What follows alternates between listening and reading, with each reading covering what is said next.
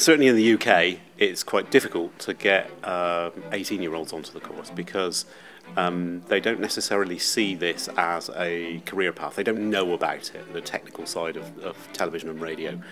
And that's a real challenge for us because we could take probably twice as many students onto our course and place those very easily when they graduate, but we just aren't getting them out of the school system. I think the key finding that we got from these past 2 days is that we've possibly been framing the question the wrong way. So we've traditionally looked at this as the death of the engineer, or the decline of the broadcast engineer, and expressed it as a crisis which is about to happen. I think what's really come out of this summit is that it's actually not about the decline of the broadcast engineer. It's about attracting the right people into the market and nurturing them once they're here. And when you view it in that way, it's a very, very different discussion, because it's all about how do we attract the right people, how do we make this industry attractive to people who have the capability that we're looking for to come into this industry. And possibly the good news for this is that actually it's a marketing and communication issue. It's not necessarily one which is about spending a lot of money or new technology or even sometimes training. It's actually about getting the message across to a group of people that this is an attractive industry to work in, it's a fun industry to work in.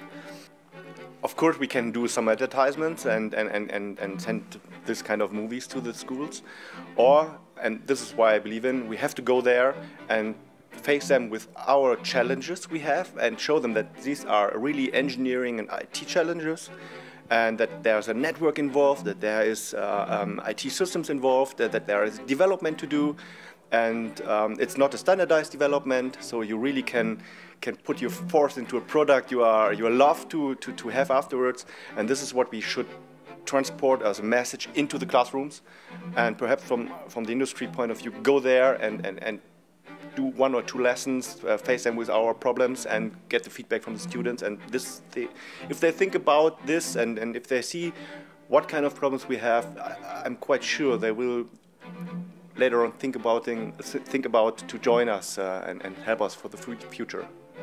Yes, so what we try to do is to get the students involved with us as early as possible.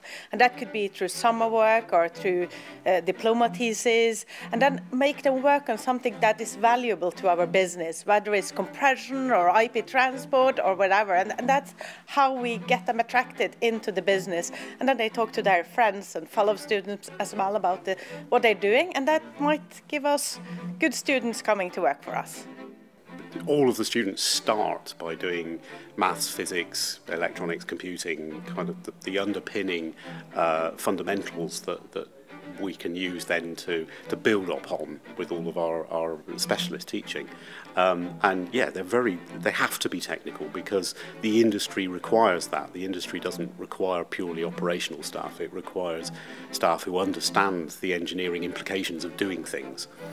We constantly talk about, the threat from Google and Amazon in terms of, attracting our people.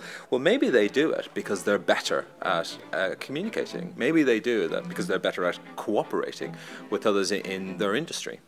And that, I think, is probably the learning point from this, not this kind of concern about they're paying more and they're attracting the best.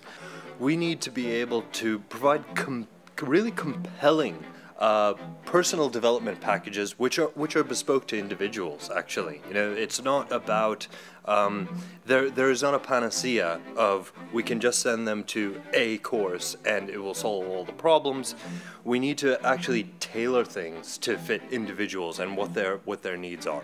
We got into this industry because we love media, and we need to take that, understand that, and use that passion for what we do to go out and make sure that the best and the brightest want to come into our industry, and that we provide them with the mechanism for coming into this industry and to be rewarded and engaged once they do.